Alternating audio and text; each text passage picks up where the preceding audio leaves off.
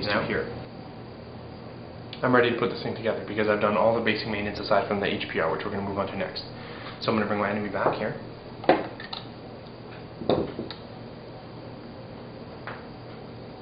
And I'm going to get to a little bit of a trick that we can use. First thing we have to do is take our front block, slide it over top of the spring, and it just pops right on. Simple. Now, the first thing you do, once you put the front block on, find your small screw and drop it in and tighten it down. Because you have to put this screw in first before you connect the hose barb. Because once you put the hose barb in, you can't drop the screw in. So make sure you don't mess up that order, otherwise you'll have to go back, open up the marker again, and drop the screw in.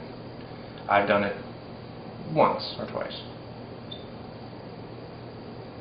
There we go. So once it's tightened down, then we can now take this hose, which comes from the solenoid, the hose barb, and we can reconnect it to the front block. Now some people prefer to actually disconnect the hose barb from the hose and just screw it in that way. I don't, because it's much easier to do it this way.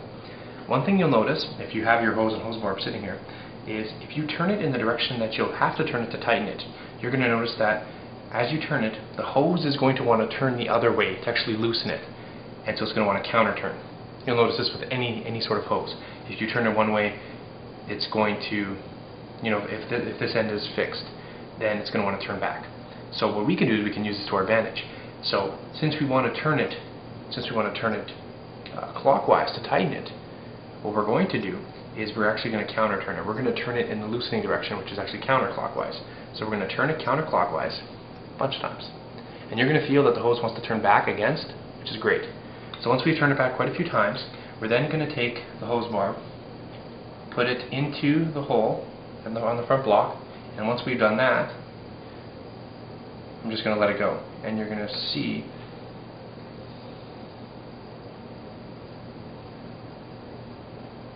I'm going to take it like so.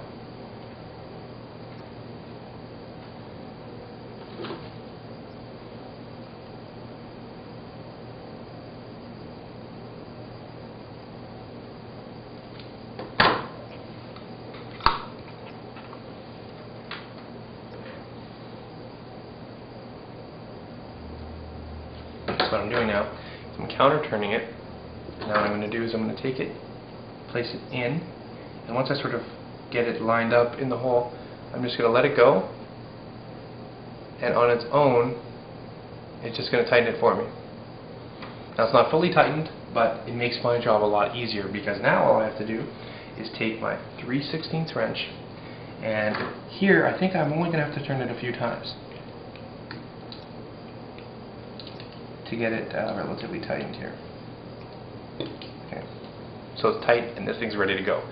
You can put Loctite on this hose barb if you want to. I think it's about 50-50. You might get a very, very tiny leak, but it is such a small leak if you don't put Loctite on there. I would never worry about it. It would take probably a day or two, if not days, multiple days, for this actually to have an impact and actually drain a tank. So for now, once we've got that put together, we can pretty much put back together the rest of the NME. So we're going to next, now that we've got this done, we're going to put the grip frame back on.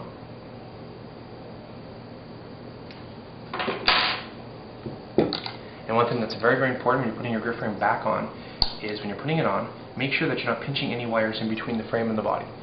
You'll notice that there's a bit of a groove on both, that the wires will actually, if you just push them in, you won't be able to get out.